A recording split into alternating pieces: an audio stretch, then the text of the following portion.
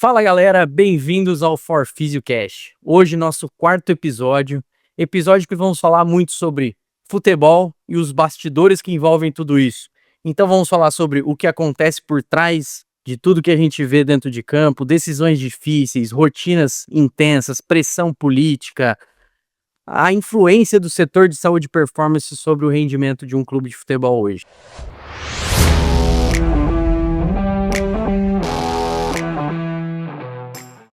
E hoje estou com dois grandes convidados, grandes amigos. Lucas Rafael, um sócio, amigo. Trabalhamos juntos no Atlético Paranaense durante um bom tempo. E ele teve uma experiência muito bacana internacional no Real Valladolid, né? Foi coordenador de saúde e performance por 4 temporadas lá. Seja bem-vindo, Rafa. Muito obrigado, Matheus. Bom demais estar aqui de volta a casa e vendo o projeto da Forfisio aí crescer cada vez mais. Prazer estar aqui de volta. E junto com ele, Gabriel, nosso sócio, já está aqui em todos os episódios até agora do For PhysioCast. Gabriel, que foi 6 anos fisioterapeuta do Atlético Paranaense, trabalhamos juntos lá também. Então, seja bem-vindo, Gabi. Prazer em estar novamente nesse projeto aí inovador, educacional, na fisioterapia, a gente realmente expondo o que a gente pensa, né? Isso é importante. Isso vai ser um tema bem legal para a gente falar, vai ser uma boa discussão. É sempre bom falar de futebol, falar um pouco sobre a nossa história. Exatamente. E eu queria abrir hoje o nosso podcast perguntando para o Rafa sobre essa grande oportunidade que ele teve no esporte, no futebol internacional, né? Eu queria que você me falasse um pouco o que mais te marcou nesse desafio, nesses últimos 4 anos você esteve na Espanha trabalhando diretamente num clube de futebol. Cara, o que me marcou muito, assim, Matheus, principalmente o nível de profissionalismo, né, que a própria liga leva em consideração, né? Então, você vê que a La Liga é capaz de gerar de dados físicos dos atletas, dados técnicos dos atletas. Eu acho que o futebol brasileiro, CBF, o futebol brasileiro, a gente estava falando aqui agora há pouco, né? Está crescendo cada vez mais, mas a própria CBF também deveria utilizar uma estrutura, né? Eu sei que até alguns consultores da La Liga estiveram aqui no Brasil para poder mostrar um pouco a maneira com que eles conduzem todo o processo, a estrutura da liga. Então acho que começa por aí, né? Quando você tem uma liga muito forte, você atrai grandes jogadores, consequentemente, e é o que nós vivemos ali, né? A Espanha hoje, sem dúvidas nenhuma, está no top 2, top 3, depois da Premier, vai vir a La Liga. Muitos atletas que saem da Itália, da França, migram para o futebol espanhol. Então foi uma experiência muito enriquecedora, e se tratando principalmente de aspectos de saúde, de performance, liderar uma equipe, né, em outra cultura, foi algo muito desafiador, além das características específicas que depois a gente pode comentar aí um pouco, né, de maneira mais específica, sobre o papel do fisioterapeuta na Espanha, né, e o papel do fisioterapeuta esportivo no Brasil. Esse foi um dos desafios que eu encontrei ali inicialmente, por uma questão de formação mesmo, né? A formação do fisioterapeuta espanhol é diferente do que é esperado do fisioterapeuta esportivo aqui no Brasil. Legal demais. Boa. Ô Gabi, e para você, dentro da sua experiência, assim, eu queria que você contasse para mim um momento mais desafiador que você teve dentro do futebol.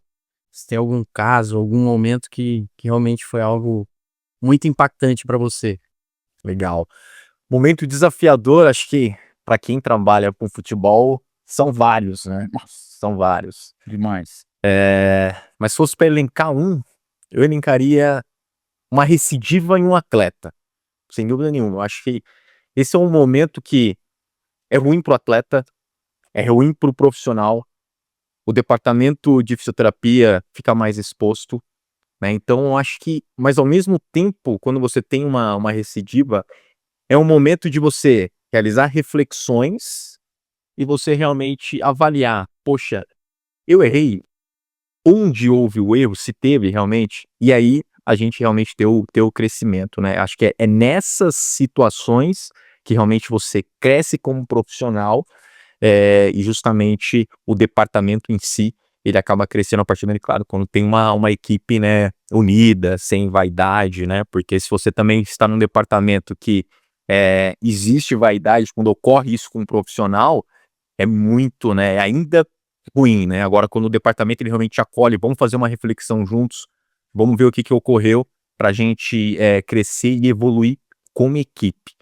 Eu acho que, sem dúvida nenhuma, uma recidiva é o momento mais desafiador. Acho que é fácil o profissional contar suas vitórias, né, mas acho que a gente tem que expor também as derrotas e existe, ocorre, né, no futebol a gente é inerente essa questão, né, a gente sabe, o nosso papel é minimizar isso, né, mas ocorre, quando ocorre, é um momento de crescimento, é um momento de amadurecimento para você realmente evoluir profissionalmente. É muito bom você tocar nesse assunto, porque é um assunto que às vezes é um tabu, né, dentro da nossa área, de pessoas falarem sobre isso, de expor, né, que aconteceu um erro dentro de um processo, uma tomada de decisão talvez que não foi a mais acertada para aquele momento, enfim. Então, casos assim realmente são extremamente importantes serem ditos, principalmente para as pessoas que vão começar no futebol. E elas não terem esse medo de que eu não posso errar nunca e que às vezes isso até pode ser um bloqueio para ela, para a evolução dela dentro da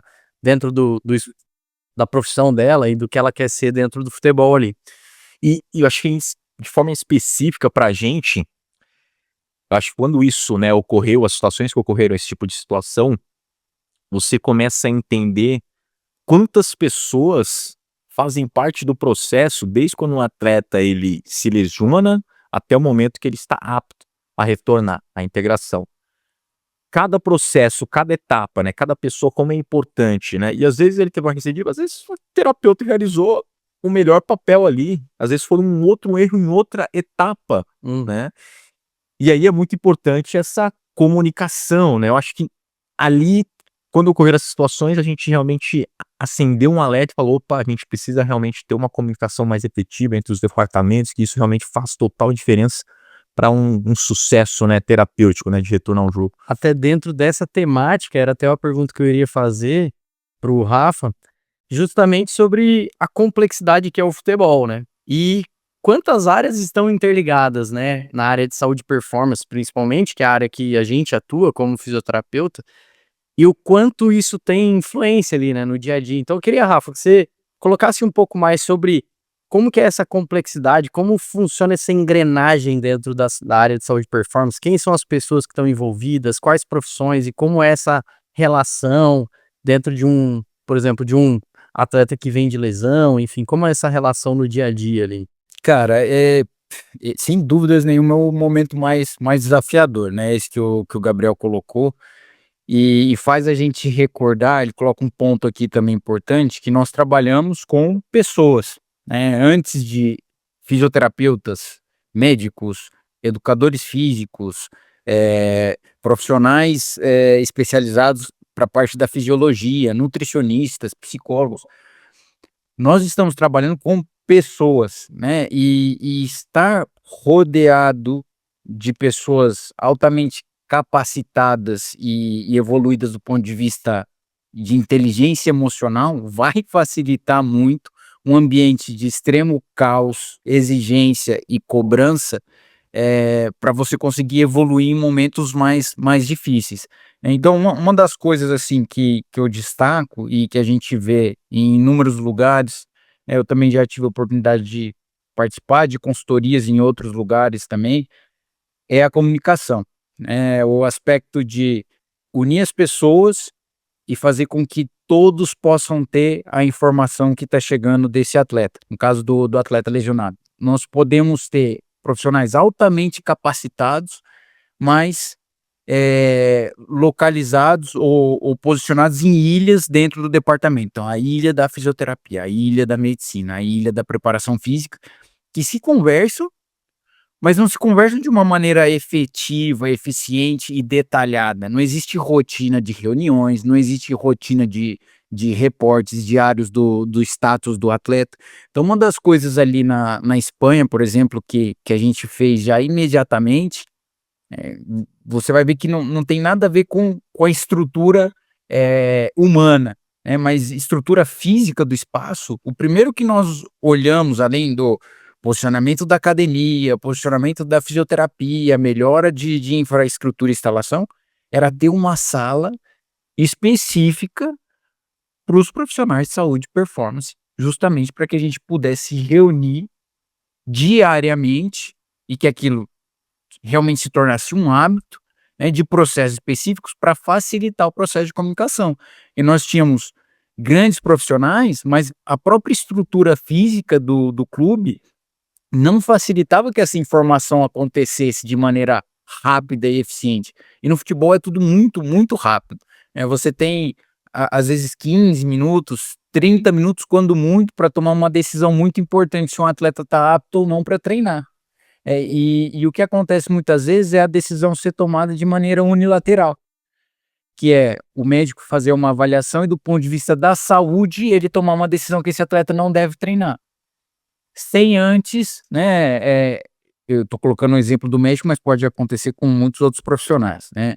Mas sem antes dividir essa tomada de decisão com o fisioterapeuta, com o preparador físico, porque nesse momento o médico está olhando do prisma da medicina, da capacidade avaliativa, né, de uma queixa muscular, por exemplo, uma queixa articular, porém, às vezes ele não tem o conhecimento de qual vai ser as tarefas ou os exercícios propostos no treinamento em campo.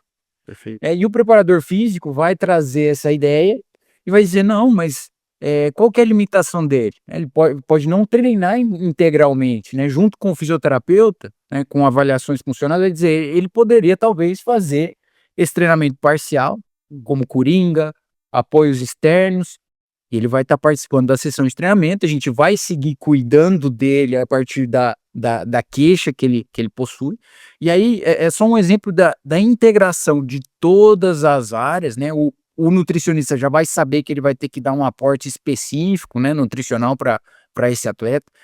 Todos os outros profissionais já vão saber que esse atleta vai descer do campo antes que os atletas que vão seguir treinando. Ele provavelmente vai ter um complemento já de trabalho na academia. Então, esse atleta ele vai treinar. É muito diferente da decisão inicial que a gente estava falando do médico dizer é melhor que ele não treine hoje. E ele fique lá na maca e não faça nada. Ele fica na maca, o treinador fica descontente porque ele precisa, até mesmo por uma gestão de grupo, né, que esse atleta talvez é um atleta importante que ele vai usar no final de semana. Ele estando na sessão de treinamento, né, mostra o sacrifício, mostra a vontade, a necessidade de ter esse atleta. Então são muitas caixinhas, né, cara, que a gente abre. E aí eu tô falando de uma decisão de 15 minutos, que é o atleta que colocou um wellness, né, um bem-estar, o questionário lá que a gente usa, ruim. Chegou talvez atrasado para avaliação médica, e aí você já não tem o tempo que você teria, a janela de tempo, você precisa tomar decisão. E aí se você não tem as pessoas em um local, uma estrutura física que reúne essas pessoas rapidamente para isso, a decisão, na grande maioria, vai ser unilateral, e aí o prejudicado é o treinador, o prejudicado é o departamento, o prejudicado é o próprio atleta, a equipe. Então é só um exemplo da complexidade, da necessidade de um espaço físico, talvez, para favorecer uma das maiores fraquezas e debilidades que um departamento de saúde e performance tem, que é a comunicação. Perfeito. Eu acho que fica muito claro a complexidade que é as tomadas de decisão no dia a dia dentro do futebol. Que muitas das pessoas acham que é uma coisa muito simples, e eu tenho certeza que a maioria das pessoas acham isso, pessoas que não estão envolvidas necessariamente dentro do futebol, pessoas que, né, ou estudantes, enfim, vão ter essa dificuldade de analisar isso de um prisma um pouco mais complexo, que é o que você está trazendo. E aí, Gabi, eu queria que você trouxesse um pouco quem é o fisioterapeuta nesse processo todo, né? Onde ele começa, onde ele termina dentro de todo essa engrenagem da saúde e performance, onde está o fisioterapeuta aí nesse caminho? Acho que o fisioterapeuta hoje cada vez mais está ganhando espaço dentro do futebol. Acho que antigamente o fisioterapeuta ele tinha apenas uma função do âmbito curativo, né, do âmbito de reabilitação. Hoje a prevenção é uma realidade e, na minha opinião, o principal profissional para conduzir a prevenção, e não estou falando não só no futebol, mas nos esportes em geral, é o fisioterapeuta. E o porquê? É um profissional que cada vez mais está se capacitando em relação ao treinamento e é o profissional que tem o conhecimento clínico, né, das lesões. Então, quando ele une esses dois conhecimentos, é um profissional, um expert em prevenção de lesão, sim, né, e cada vez mais a fisioterapia dentro do futebol está ganhando esse espaço. Hoje, nós somos gerentes a nível de estratificação de risco desses atletas. Um dos nossos principais papéis é esse, é a gente realmente enxergar quais são os fatores de riscos, né, modificáveis que a gente pode identificar e alterar para com que esse atleta a gente minimize o risco de lesão. A gente sabe que lesão ela é multifatorial, mas o nosso papel é minimizar ao máximo, né, esse risco. E aí a gente precisa identificar muito bem quais são esses fatores, né, e aí entra esse papel da fisioterapia, além, claro, da reabilitação, que é uma expertise, né, da fisioterapia, é a nossa base, né? A gente precisa reabilitar muito bem, né? Hoje eu vejo muito sobre isso. Reabilitação, prevenção e cada vez mais o profissional, o fisioterapeuta tem que entender mais sobre treinamento. Tem que entender mais. Tem que ir para o campo com o seu atleta, tem que conhecer mais, conversar com a preparação física, né? Quem trabalha com futebol trabalha com grandes profissionais, tem que saber extrair as informações desses profissionais, fisiologistas, preparadores físicos, para justamente em prol do atleta a gente ter um resultado satisfatório, que esse atleta está performando bem, né? Eu lembro que, muito legal isso que você tá falando, eu lembro que na época do Atlético, a gente meio que trouxe algumas realidades, né? A gente fazia muitos treinamentos internos e a gente chamava os profissionais, principalmente da fisiologia, educação física, né? Os profissionais da educação física, os preparadores ou fisiologista, para justamente nos ajudar nesse conteúdo de treinamento que era uma debilidade nossa na formação. E a gente queria cada vez mais entender sobre isso. Então, eu acho que fica muito claro que, e o Rafa é um grande exemplo disso, que foi um coordenador de saúde e performance num time na Espanha, não é nem no Brasil, e eu acho que é uma tendência de que vá mais acontecer cada vez mais fisioterapeutas serem coordenadores de saúde e performance, ou seja, coordenarem todas as pessoas, médico, preparador físico, fisiologista, nutricionista, psicólogo, todos esses profissionais vão estar sob o guarda-chuva de um coordenador que, na minha concepção, o fisioterapeuta tem amplas condições de estar em cima desse guarda-chuva devido a tudo isso que você falou, esse conhecimento muito mais amplo de ter a parte clínica e a parte da performance juntos, né? E então, Você até pode falar. complementar aí, Matheus, que é uma situação, cara, um tema muito, muito pertinente, muito bom, né? Que aí entra outro ponto, né, da inteligência emocional aqui que eu comentei anteriormente, que é se é o fisioterapeuta ou outro profissional que ocupa a cadeira, né, de um coordenador de saúde e performance, primeiro ele precisa saber que ele precisa se capacitar para isso. Mas isso não quer dizer, como todo o papel de liderança, que você tenha que saber tudo sempre e ter respostas sempre para tudo e que a última resposta seja a sua. Você precisa saber extrair o melhor de cada um dos profissionais que estão dentro desse departamento, fazer as perguntas adequadas e, claro, se capacitar, né? Eu tive a oportunidade de estar na Espanha nesses 4 anos e fiz 2 formações internacionais para a área de preparação física, porque eu vi a grande necessidade e o impacto que tem a preparação física dentro da estrutura do rendimento do atleta no futebol. Agora, eu quero aproveitar aqui com os nossos amigos preparadores físicos, a ideia não é que o fisioterapeuta ocupe um cargo de preparação física, né? A não ser que ele tenha formações e se capacite para isso. A ideia é que a fisioterapia possa se capacitar ainda mais, porque existem processos, tanto da prevenção como o retorno, as últimas fases do retorno ao esporte, que precisam de demandas específicas, condicionais, com um trabalho de potência bem orientado, um trabalho orientado à velocidade, que a formação na fisioterapia não traz.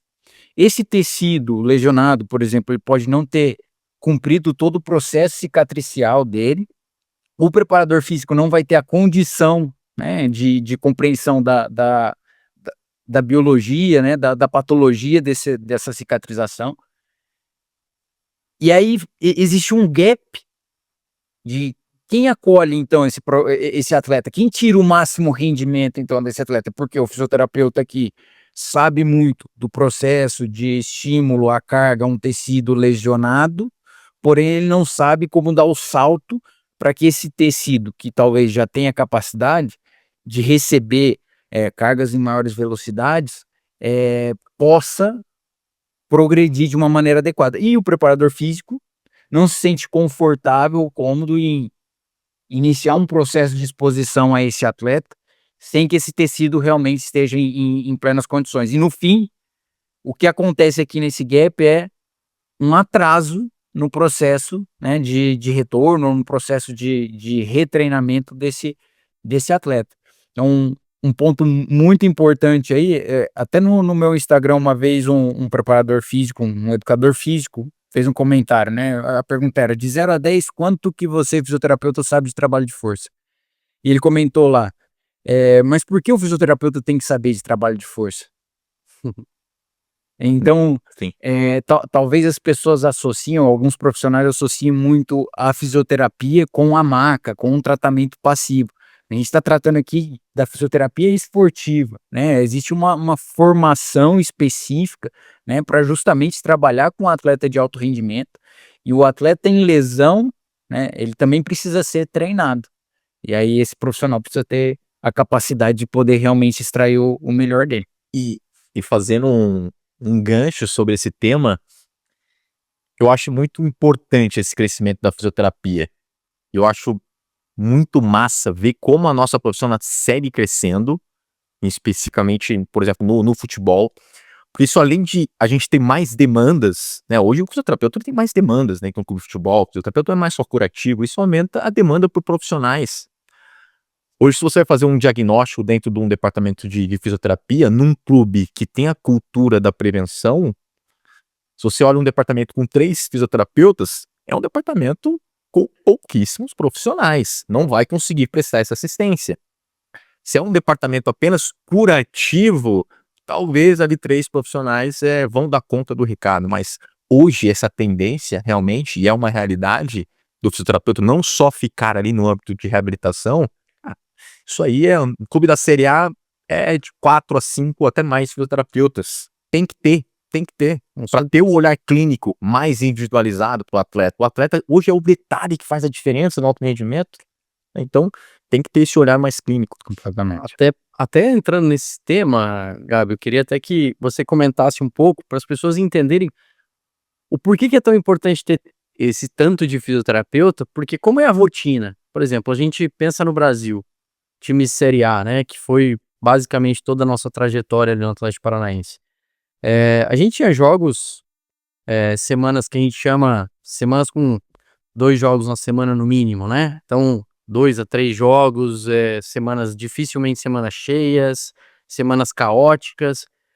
Como que é a rotina do físio para isso? Qual que são as intervenções? O que costuma fazer muito? Porque assim, o atleta jogou no domingo, na quarta ele já tem outro jogo e talvez no domingo ele já tenha outro jogo. Como que o fisioterapeuta lida com tudo isso? Quais são as abordagens que a gente tem nisso? O que a gente precisa monitorar? O que não precisa monitorar? Quais são as tomadas de decisão que precisam ser tomadas para que a gente seja assertivo e trabalhe na prevenção também dentro desse processo com um calendário cheio como é no Brasil hoje? O calendário do futebol brasileiro é o caos, né?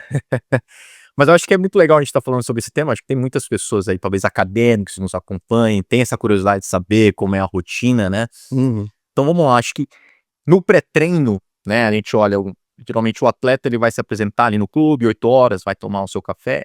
Antes do treino, ele vai ir até a fisioterapia. Então muitos atletas que já estão com queixa prévia, vai passar por reavaliação médica, vai passar por reavaliação da fisioterapia. Então isso tudo antes do treino. O atleta que está apto a treinar, ele já vai estar tratando também se atletas estão com queixa antes do treino para subir. Antes também já vai estar sendo realizadas algumas condutas preventivas, então alguns treinos, né, individualizados dentro dos dias específicos, né, que a gente determinou para periodizar ao longo da semana. Os atletas que precisam de bandagem para estar realizando isso tudo antes do treino. Os outros atletas que estão aptos, subiu para o treino, aí a gente vai ficar o quê? Cuidando dos atletas ali que realmente estão vetados, né? A gente vai fazer a parte de reabilitação. Enquanto isso, a gente só estava na parte preventiva ali. Sim. Acabou o treino, a gente vai fazer todo o trabalho de recuperação, né, desses atletas. Então, os atletas descem, vai fazer alguma conduta recuperativa, algum atleta que apresentou com queixo, vai passar por uma avaliação, a gente vai sentir a necessidade, se precisa de uma reavaliação ali no dia seguinte.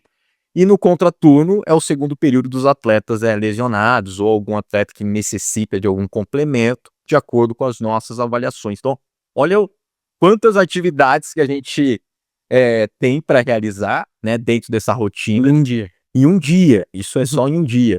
Né? Viagens, enfim, a gente vai estar à disposição ali dos atletas para estar tratando quem precisa, para minimizando as queixas, fazendo as condutas recuperativas, porque a gente sabe que num cenário caótico que é o futebol brasileiro, 2 jogos na semana, praticamente é recuperação para voltar à performance e recuperação diária, né? Então, é realmente um cenário bem desafiador, né?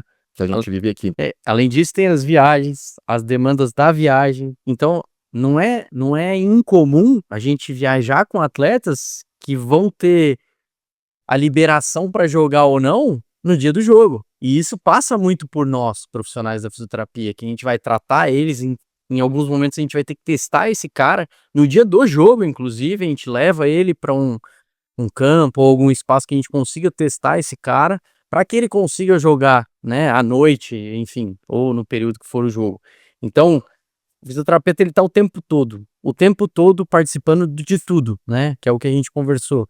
Tem as tomadas de decisão sobre treino ou não treino, tudo que o Rafa já falou anteriormente, né, das tomadas de decisão sobre quem vai ficar vetado, quem não vai, se não vai ficar vetado, ou se vai ficar vetado, quais atividades ele pode fazer, quais não pode, enfim, acho que tem todo esse ambiente. A gente pode falar também do momento da pré-temporada, né? Quão importante as nossas avaliações, é determinante, né? Pro todo o contexto da temporada, né? Porque as nossas avaliações, elas vão direcionar os trabalhos preventivos ali inicialmente, mas é ali que a gente constrói o baseline dos atletas para nossa tomada de decisão quando esse atleta ele vir a se lesionar, se ele vir a se lesionar. Então a gente vai ter um baseline, como ele está de maneira saudável, e aí ter dados comparativos para a gente ter tomadas de decisões mais assertivas dentro do processo de reabilitação. Então esse contexto, né, essas avaliações que a gente realiza, são fundamentais. Completamente, cara. Completamente. Acho que tem outros pontos aqui para destacar, que é a quantidade de profissionais. Eu acho que com a quantidade de tarefas que precisa ser executado, realmente 3 profissionais pouquíssimos para a demanda. E aí, se você extrapola pensando, né, que esses profissionais pensam que a terapia manual seja o único carro forte a ser utilizado em um pré-treinamento, ele não vai conseguir dar assistência para nem 10% da equipe, 15% da equipe, e aí levanta uma bandeira, né? Mesmo que os atletas tenham uma preferência pelas terapias passivas, a importância do fisioterapeuta ter a capacidade de educação do atleta, de fazer ele compreender a importância do exercício preventivo, a importância do exercício pré-ativação ao treino, né? Que a terapia manual, com a janela de tempo que vai ter, não é talvez a mais recomendada, talvez ela seja uma terapia de entrada, né, para um ganho de mobilidade articular específico, que precisa de uma atenção especial, mas que isso vai durar 10 minutos e depois esse atleta precisa ser direcionado para ações já ativas, uma terapia ativa, exercícios ativos que prepare ele para a sessão de treinamento. Isso até do ponto de vista metodológico, mas também estratégico do setor, né? Porque senão você vai ser um setor que não vai conseguir prestar assistência a todos os atletas, esses atletas vão começar a procurar assistência externa por uma questão de incapacidade do próprio setor de dar respaldo a essa estrutura. Então, estrategicamente, a terapia manual, ela é sim importante em muitos momentos, ações recuperativas, ou essa terapia de entrada, né, para uma sessão pré-treinamento, vai existir também disfunções específicas, porém, ela não pode ocupar 80% do seu tempo com um atleta. Você precisa ser extremamente versátil na capacidade de orientar mais atletas ao mesmo tempo, e isso só vai ser possível porque você tem 2 mãos. Só vai ser possível se você tiver a capacidade, né, de educar esses atletas para que eles realmente se autotratem, né? É legal quando você fala sobre esse tema, que eu lembro bem na nossa época do Atlético Paranaense, quando a gente chega no Atlético, era um setor que tinha a cultura apenas da fisioterapia curativa, né? E às vezes a gente escutava de muitos atletas, poxa, eu nem gosto de passar aqui porque aqui chama lesão. E a gente muda a cultura muito mais voltada para prevenção e a gente chega um momento que praticamente todo o elenco frequentava o nosso pré-treino. Lá. Seria fazendo alguma conduta ali assertiva, Verdade. preventiva. Isso é motivo de orgulho, cara. Era praticamente todos os atletas, eles passavam ali pela gente e a gente dava conta do recado ali. E às vezes o fisioterapeuta ele coloca na cabeça que não, mas o atleta gosta de terapia manual. Mas você tentou, pelo menos tentou explicar para ele a possibilidade dele utilizar outras estratégias também? Ou você nem se arriscou, né, a tentar esse início de conversa sabe, de convencimento? Qual que é a sua capacidade de convencimento? E aí, só uma questão, Matheus. Aí, mais uma vez, tem muitos profissionais que podem trabalhar na base e são profissionais que têm extrema importância ao longo desse processo. Fundamental, né? Se a gente já começa desde a base, criar essa cultura que recuperação é só terapia passiva, é só a massagem, esse atleta ele vai chegar dessa forma no profissional. Agora, se ele já chega com outras crenças, melhor educado, ele vai chegar um atleta bem melhor no profissional, né? E vai reduzir muito, né, esse tempo educacional que a gente vai ter com esse atleta, né? Então, a educação ela começa na base do atleta, é lá no sub-12.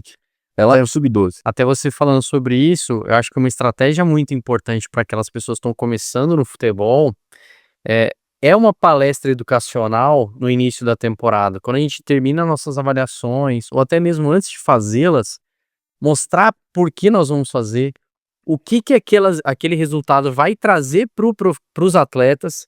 Aquilo, eu lembro que na época do Atlético a gente fazia essa reunião, falava das avaliações, falava o que aquilo ia trazer de benefício para eles, que era um programa preventivo individualizado para cada atleta, onde ele iria pegar, baseado na avaliação dele, ter um programa específico para ele.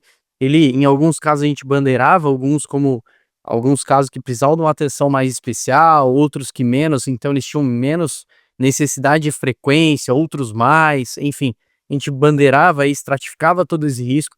E aí o atleta, a hora que ele olha e fala assim, não, eles estão fazendo um negócio que é para mim, e não é um negócio que todo mundo vai fazer igual, e que, eu vou lá, se der, não, ele sabe por que ele tá fazendo. Em muitos casos, inclusive, a gente chamava de forma individual, eu lembro disso. A gente chamava alguns casos pontuais que tinham riscos maiores, a gente chamava o cara, explicava para ele por que ele vai fazer, quais intervenções nós escolhemos para ele, o que aquilo poderia gerar de benefício, e com certeza a aderência disso vai se tornando cada vez melhor, porque ele vê resultado e gradativamente ele entende que aquilo tem que fazer parte da rotina dele. E aí, aproveitando, né, a gente falou um pouco de comunicação de setores também e aspectos preventivos agora, e aí entra muito o aspecto de inter-relação da fisioterapia com a preparação física, que é, de novo, aspectos estratégicos, né? Como que você faz prevenção? Nem sempre você vai conseguir separar grupos para fazer os aspectos preventivos, porque você não tem tempo. Mas você sabe qual está sendo a sessão de treinamento na academia do trabalho de força? Que exercícios que o preparador físico responsável pela academia está estruturando dentro do trabalho? Será que você, identificando assimetrias lá na pré-temporada, não pode propor para que determinados atletas façam uma repetição a mais, né, uma série a mais, né, na perna contralateral ou na perna que está assimétrica? Então, em todos os momentos, você pode atuar em prevenção sem necessariamente estar lá. Então, você é um gerenciador do processo preventivo, você só precisa identificar onde estão as ações, né, e onde você pode propor ideias. Aí, o segundo ponto também, muito importante que o Gabi levantou, as avaliações pré-temporadas, e cada vez mais agora a tecnologia vai avançando e os dispositivos que nós temos possibilitam nós, em um calendário congestionado, fisioterapeutas, fisiologistas, fazermos avaliações periódicas, semanalmente, para ver o nível de fadiga desse atleta, a repercussão. Mas se você não fez a avaliação pré-temporal, você não tem um baseline para comparar ele com nada. Exato. Será que o nível de fadiga dele está baixo? Está acima do baseline? Está bem recuperado? Não está bem recuperado? Como que eu monitoro isso?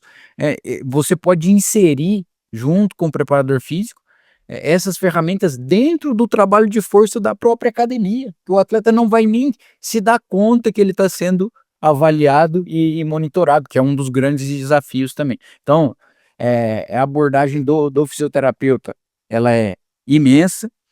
O desafio de ter poucos profissionais realmente é um grande desafio, mas não pode ser uma desculpa.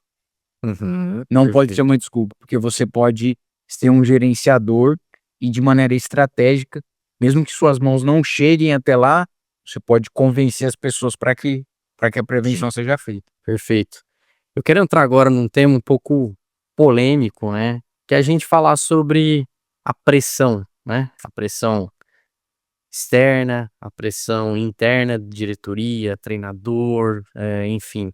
E eu queria até aproveitar, Gabriel, que provavelmente você deve ter algum caso aí que você teve que reabilitar algum atleta em um caso, em um contexto específico e que talvez tiveram que ser tomado de decisão muito mais complexa do que propriamente só seguir os guidelines, né, que a gente fala.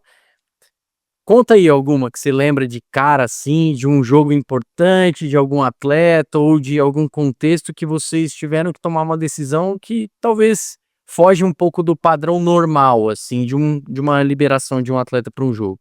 Sim. Falar em pressão no futebol é algo rotineiro, né? Pressão ela vai existir. Um atleta quando lesiona, primeira pergunta que o atleta vai fazer para você, e aí, quanto tempo de recuperação? Perfeito. É o treinador que vai descer no departamento, e aí, como é que foi a lesão dele? É grave? Quanto tempo será que ele volta pro campo? Diretor, a mesma coisa. E aí, se você não tem respaldo no que você tá falando, você começa a perder espaço na instituição, né? Então, para isso você precisa se capacitar, ter conhecimento, né? E aí existiram algumas histórias, mas acho que o momento mais marcante relacionado a isso no Atlético Paranaense foi ali na véspera, vocês vão lembrar, véspera da final da Sul-Americana, primeiro jogo, em 2018, onde o nosso atacante, ele sente a panturrilha, a viagem era 2 horas da tarde, saída pro CT, pro aeroporto, finalizando o treino, 11h30, nosso atacante sente a panturrilha, sai do treino, desce para avaliação, a avaliação não é boa, mas era uma final, né? E aí o treinador se reúne, todo mundo, comissão, departamento médico, não, o atleta vai viajar, ele vai tratar lá, a gente vai ter 2 dias até o jogo, vamos tratar e vamos ver como vai ser a resposta dele, e aí a gente toma a decisão se ele vai pro jogo ou não. O atleta viaja, a gente trata de maneira intensiva, o atleta tem condições de jogo, a gente empata o jogo lá 1-1, gol do atleta, e a gente vem para decidir na Arena da Baixada, e o resto é história, né, filho? E o atleta fez o gol aqui também, foi 1-1 e depois a gente ganhou nos pênaltis. Então olha a importância. A fisioterapia não ganha jogo, mas é o detalhe. Sim. São os elementos que vão somando e que fazem a diferença e combinam na performance. Perfeito. Talvez se esse atleta não tivesse viajado, talvez o Atlético não teria esse título de 2018. E a gente vê a diferença o quê? Um time campeão não é só os 11, não é só a comissão técnica, é quando todos os departamentos trabalham com excelência para abastecer o coach das melhores informações possíveis para ele tomar a melhor decisão dentro de campo. E aí, quando todas as esferas as engrenagens estão bem alinhadas, o desfecho é o sucesso, né? A alta performance. Perfeito. E até nisso, assim, eu queria conversar com o Rafa, até como que ele enxerga essa maneira de a gente se blindar, a gente staff, né? A gente todos, né, do setor de staff, se blindar dessas pressões e a gente conseguir tomar as decisões aí difíceis, mas de uma maneira que seja coerente e que seja o melhor para todos os envolvidos, né? Como que é isso para você, assim? Porque eu acho que essa é a pergunta que todo mundo mais faz para mim quando eu dou palestra sobre futebol, falar assim, pô, como que vocês lidam com a pressão? Como que é? Eu acho que esse ponto, é um ponto que todo mundo quer saber. Cara, Eu acho que o Gabriel aqui matou já a resposta praticamente, que é quando ele disse que todos jogam um jogo. Uhum. Todos jogam um jogo. Se todos jogam um jogo, todos decidem também, ou precisam participar de uma decisão. Todos no sentido as principais cabeças, né? Os coordenadores responsáveis, treinador, atleta. Então eu acredito muito no processo de decisão compartilhada. Eu não acredito no fisioterapeuta herói que diz, não, eu assumo, não vai acontecer nada, o médico está contrariado, o atleta não está convencido, o treinador, claro que quer o atleta, o diretor, logicamente quer o atleta, e o fisioterapeuta quer mostrar que ele vai colocar o cara. Não dá. Eu não acredito muito nesse caminho, eu acredito em um caminho de etapas, de um processo de decisão.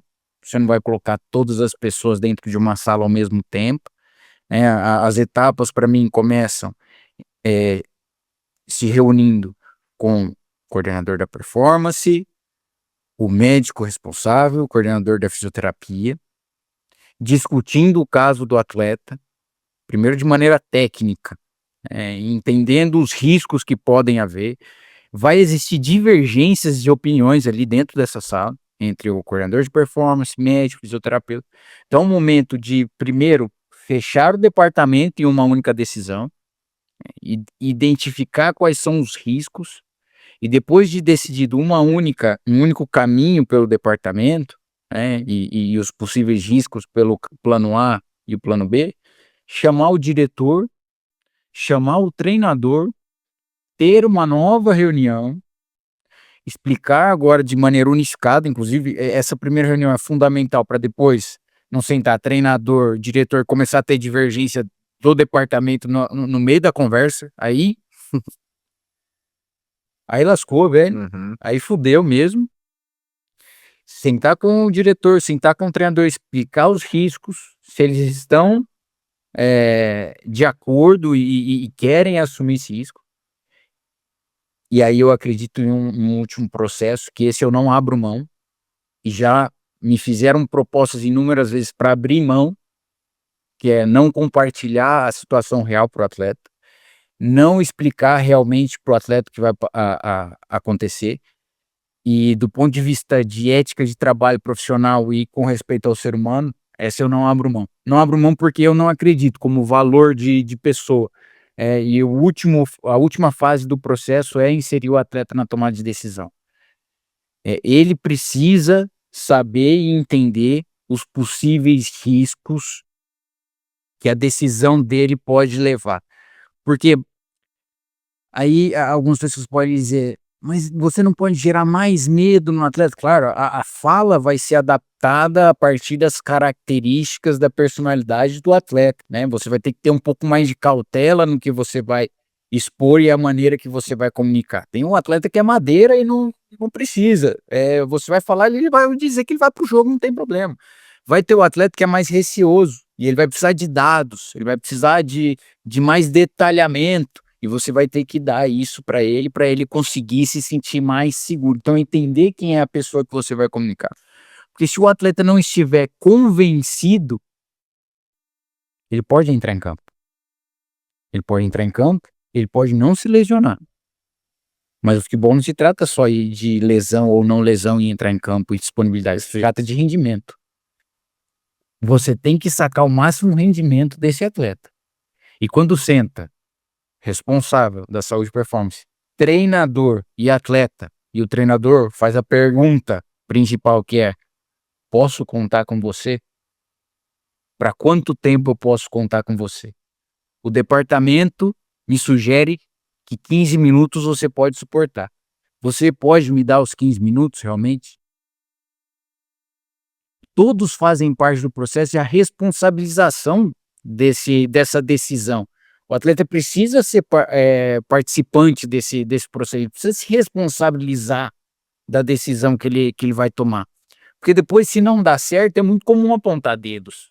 Muito. Muito comum, muito comum. A gente falou aqui de um exemplo que deu certo. Foi pra Exato. final, meteu o gol. Porra, isso é de Coisa filme, linda. velho. Isso é de filme. Mas a gente tem que pensar também que pode não dar certo. Se tá todo mundo fechado, não dá certo, tá tudo bem, velho. Vai ficar todo mundo triste. É foda, a gente vai ficar Beleza. triste, Mas não vai ter mas, culpado. gente, é competição. A gente assume riscos na competição. Exato. Mas esse exemplo do atleta na final, né, da Sul-Americana, talvez quem tá assistindo fala, poxa, mas é lógico que ele tinha que jogar. É final, mas olha a estratégia por trás. É o primeiro jogo da final. É um atleta que tá com uma lesão funcional. A gente coloca ele pra jogar, abre a panturrilha com 15 minutos de jogo. Perde ele pro primeiro e perde ele pro segundo. Já decisivo. E o treinador já tem uma troca com 15 minutos de jogo já. Ou será que é melhor a gente previne o atleta ali no primeiro jogo pra ter ele 100% no segundo, que é a decisão aqui? Estratégia, Então, velho. foi um risco. Um risco, mas tomando a decisão por meio de dados. A gente viu que o atleta tá evoluindo bem, e aí com as avaliações específicas, ele falou, olha, o atleta vai ter X minutos aí disponível, depois disso o risco vai aumentar. E, graças a Deus, deu tudo certo, né? Perfeito. Não, muito bom. Cara, até indo pra parte final já, eu acho que a gente teve conteúdo absurdo aqui hoje, muitas vivências, muitas práticas do que a gente viveu dentro do futebol, principalmente esses dois monstros aqui. E eu queria que vocês dessem um recado final, que vocês pudessem falar com o Rafa, com o Gabriel, com o Matheus de 10 anos atrás. Vocês revivessem isso. Esses profissionais que estão começando, como se fosse vocês lá, começando no futebol, o que vocês diriam para eles hoje, com a vivência que cada um tem dentro do futebol? O que vocês acham que é fundamental ser dito para essas pessoas hoje, que são muitos dos nossos ouvintes aí do nosso ForFisiocast? Pode começar. Eu posso começar. Eu acho assim, o conselho que eu daria pra mim e pros outros, quem tá começando agora, eu diria assim, seja bom naquilo que você se propõe a fazer, seja muito bom, seja o melhor, se capacite tecnicamente. E existem outras habilidades que são fundamentais para você ter uma carreira próspera. E na minha opinião é o que? Profissional com boa habilidade de comunicação. A gente lidou aqui vários exemplos como a comunicação ela é importante. Um profissional que saiba se relacionar com pessoas, então isso a gente precisa já fomentar desde o início, desde a nossa graduação, além da parte técnica, mas existe essa parte de soft skills que são importantíssimas, né? E o networking, né, na área do futebol é fundamental, né? É você realmente ter esse relacionamento, fazer os networks ali assertivos, porque quando a oportunidade vai aparecer, você tem que ser bom tecnicamente para dar conta no recado e realmente você conseguir ter resultados expressivos e alavancar a sua carreira dentro do futebol. Eu diria isso. Cara, bom demais. Eu também usaria boa parte desse discurso aí, cara. Boa parte. Mas coisas que me fizeram sobreviver ao ambiente, né, competitivo, de alto rendimento. Seja fiel aos seus valores. Não negocie seus valores em nenhum momento. O tempo vai passar e você não vai se arrepender disso. Se dedique o máximo que você puder. Não economize energia, se você tem certeza que é isso que você quer. E seja robusto. Suporte. O início é duro, é porrada. É pancadaria. E quando você achar que você é bom o suficiente, a vida vai vir e vai te mostrar que ainda existe um grande caminho para você percorrer. E aí você precisa ter persistência. Seja persistente. O tempo vai te mostrar que valeu a pena. Boa.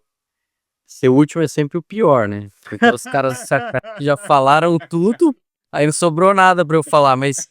E ainda mais porque eu concordo com tudo. Eu já tinha até pensado, não, só não falou dos valores, eu vou falar sobre os valores.